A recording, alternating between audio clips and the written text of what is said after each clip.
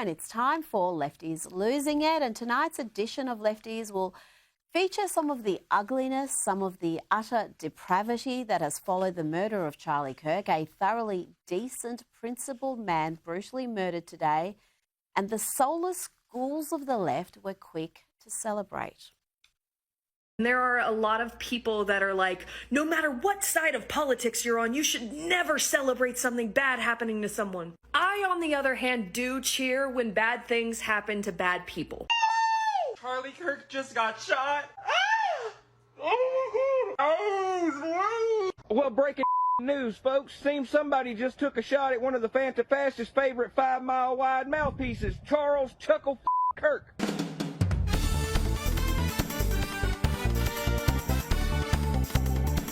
And sadly, the vile left has not been shy about showcasing their ugliness, their utter callous depravity. This is what leftism does to your mind and soul. Charlie Kirk got shot and killed. How do you feel? Happy. Goodbye. Wow. Did you see that Charlie Kirk just got shot and killed? That's good. Wow. That's good. That's good that people are getting shot just off a political view. Charlie Kirk gets shot and killed today. We're just getting people's opinions. How do you feel about that? Girl, someone had to do it. And that's how I feel at this point in time. But Yeah, I appreciate your honesty. I truly do. So you said someone had to do it. yes. Try not to get all pulled up into that, but he was a misogynist. He was a disgusting person with disgusting beliefs. Enough of that trash. Let's look at how the media professionals covered this tragic event, this act of domestic terrorism. Here is MSNBC. In which a shooting like this happens. Yeah, and again, emphasize what you just emphasized. We don't know any of the full details of this. We don't know if this was a supporter shooting their gun off in celebration, or so we have no idea. Yeah, pretty sure we knew immediately it wasn't that. Charlie Kirk supporters don't go around shooting their guns in celebration like they're attending some wedding in Iraq. And of course, MSNBC had to engage in victim blaming by calling Charlie divisive. Charlie Kirk is a divisive figure, polarizing, lightning rod, whatever term you want to use. Why? Well, he's one of MAGA's most prominent voices online. He hosts a near daily podcast. But that was just stupid. What I'm about to play you is straight out depraved, disgusting commentary. This is Matthew Dowd again on MSNBC, not long after Charlie was shot. He's been one of the most divisive, especially divisive younger figures in this, who is constantly sort of pushing this sort of hate speech or sort of aimed at certain groups. And I always go back to hateful thoughts lead to hateful words, which then lead to hateful actions. And I think that's the environment we're in, that people just, you can't stop with these sort of awful thoughts you have and then saying these awful words and not expect awful actions to take place. Matt. And that's the unfortunate environment we're in. That was so vile, so hateful and frankly deranged and dangerous that even MSNBC had to take some action, and they've sacked Matthew Dowd, but it's MSNBC. He may be back before the end of the month. And the asinine commentary wasn't restricted to commentators on MSNBC. Governors joined in. Here is the rotund governor of crime-riddled Illinois, blaming President Trump, the man Charlie Kirk worked tirelessly to re-elect. Governor Pritzker blames Donald Trump for fomenting political violence. Political violence, unfortunately, has been ratcheting up in this country. We saw the shootings, the killings in Minnesota. We've seen other political violence occur in other states. And I would just say it's got to stop. And I think there are people who are fomenting it in this country. I think the president's rhetoric often foments it. Did that nincompoop really mention the Minnesota shooter, the trans-identified lunatic who shot children in a Catholic school and wanted to kill Donald Trump? Yeah, it's Trump who was almost killed by an assassin's bullet who is to blame for leftist violence, not these lefties losing it. He insulted your wife. Yes. He came down the escalator and called Mexicans rapists and murderers. He said, well, what do you think I should have done? I said, I think you should have punched him in the face, and then gotten out of the race. You would have been a hero. I'd like to punch him in the face. I said if we were in high school, I'd take him behind the gym and beat the hell out of him. punch some people in the face. When was the last time an actor assassinated a president? They're still going to have to go out and put a bullet in Donald Trump, and that's a fact. Look as his character is stabbed to death. Where is John Wilkes Booth when you need him? I have thought an awful lot about blowing up the White House. I will go and take Trump out tonight. And if you see anybody from that cabinet in a restaurant, in a department store, at a gasoline station, you get out and you create a crowd. And you push back on them. And you tell them they're not welcome anymore, anywhere. President Donald Trump has called the murder of Charlie Kirk a dark moment for America. To my great fellow Americans, I am filled with grief and anger at the heinous assassination of Charlie Kirk on a college campus in Utah. Charlie inspired millions, and tonight, all who knew him and loved him are united in shock and horror. This is a dark moment for America. Charlie Kirk traveled the nation, joyfully engaging with everyone interested in good faith debate. His mission was to bring young people into the political process, which he did better than anybody ever, to share his love of country and to spread the simple words of common sense. On campuses nationwide, he championed his ideas with courage, logic, humor, and grace. And the president noted the spate of deadly political violence from the left. He called such acts, including the assassination of Charlie Kirk, as acts of domestic terrorism. It's a long past time for all Americans and the media to confront the fact that violence and murder are the tragic consequence of demonizing those with whom you disagree day after day, year after year, in the most hateful and despicable way possible.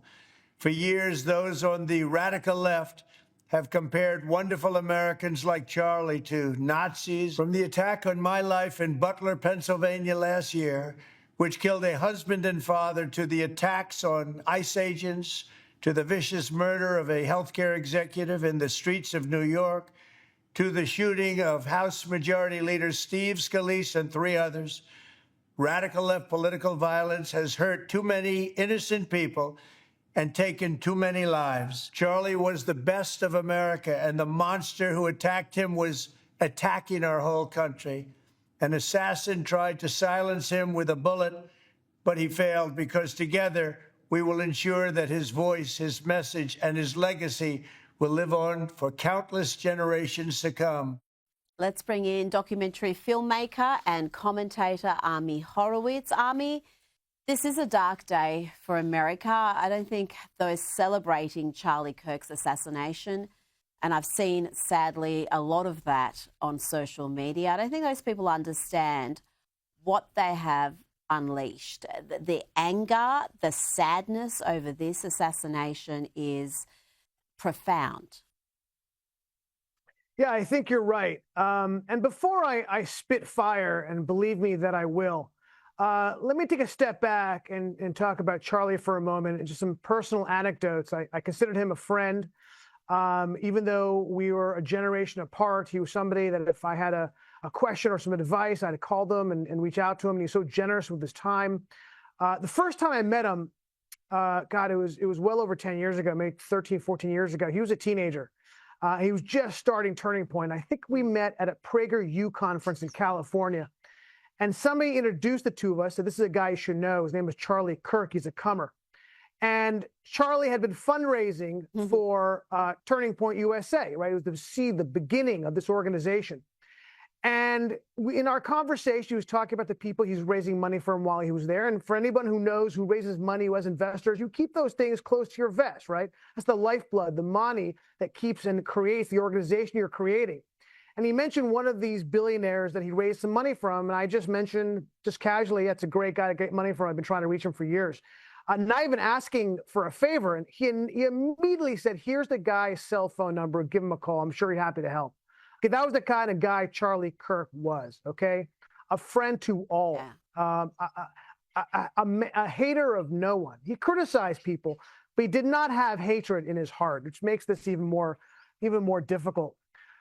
Look, I have all types of friends, right? I have friends on the far right. I have friends on the far left. I have friends everywhere in between. And I got to tell you, Rita, I am scared to call some of my friends on the center left, never mind the far left, to talk about this. I'm afraid what they're going to say. Going over the social media, going over Instagram and Facebook and Twitter, and listening to what people are saying, even in the mainstream media. I heard you talk about MSNBC over and over again. I think it's important to note the callousness in which they're covering this saddens me and scares me. And if a friend of mine said to me, "Oh, I'm so happy Charlie Kirk is dead," I don't know if I could talk to that person again. I got to be honest with you, Rita. It's just this one divide, and it's blaming it's so funny. It's the left blaming the victim, right? He deserved it, what he said. By the way, he wasn't an alt-right figure. He was a mainstream Republican, right? He believed in family values. He believed that if you're a woman, you're a woman. If you're a man, if you're a man. He didn't have hate in his heart. He was about openness. He had a free speech roadshow, right, where he went to engage people on the left, not to demonize them or attack them, to find out what they thought. And this, I got to say this, we talked about the violence of the left over and over again. I hate it, but we keep talking about it because it's a recurring theme in our political landscape. And this is another example of that truth, that the political violence we've seen mostly, not exclusively, but mostly comes from the left. And we see on the right what that actually is the exception that proves the rule, right? And I want to go back for a second to Louis Mangione, because I got to say, every time I think about Charlie's death, I think about Louis Mangione. That to me was really, and the pun is intended, the turning point to this. Because it was when he was murdered, this man who was a healthcare executive, he wasn't even a political figure, right? He didn't have, as far as I know, any political thoughts, certainly not publicly, right? He was a businessman who was murdered because he happened to be in an industry the left didn't like, okay? And the mainstream left, Vita, were talking about how wonderful it was and joked about the killing of this business executive. That, to me, was a significant change in our political culture. Our campuses are, look, as you know, I'm no stranger to violence from the political left. I've been attacked physically on a university campus not that long ago. Why? Because I raised the American flag. Look, you said it. This is something, they've unleashed something dark and terrible, and I'm afraid of what's to come.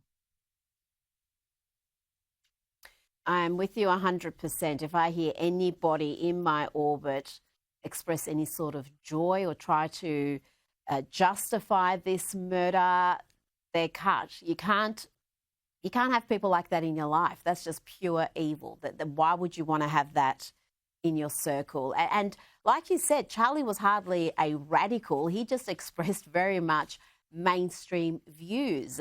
Things like there's only two genders, that people should get married and raise kids. So that's where you find your greatest happiness. He wasn't some firebrand with radical ideas, not that would justify violence, but we are seeing violence on university campuses, and research from the Foundation for Individual Rights and Expression shows that 1 in 3 students say that political violence is acceptable. We've got 3 in 4 who are saying that shouting down someone is acceptable on campus, but 1 in 3, Army, who think violence is acceptable, to silence someone who you don't agree with.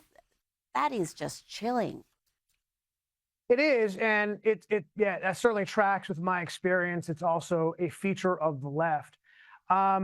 Look, the truth is the left has no affinity for free speech, right? They haven't for a long time. They used to be champions of free speech. I remember the days, and Rita, I'm sure you do also, where the ACLU, right, a leftist organization, championed free speech to the point where, I don't know if many of you guys remember, but when I was a kid, the Nazis were marching in a town called Skokie outside Chicago, and it was the ACLU, the left, that defended their right to do that. Well, what has happened to the ACLU is indicative of the left in general and how they've changed their views on free speech.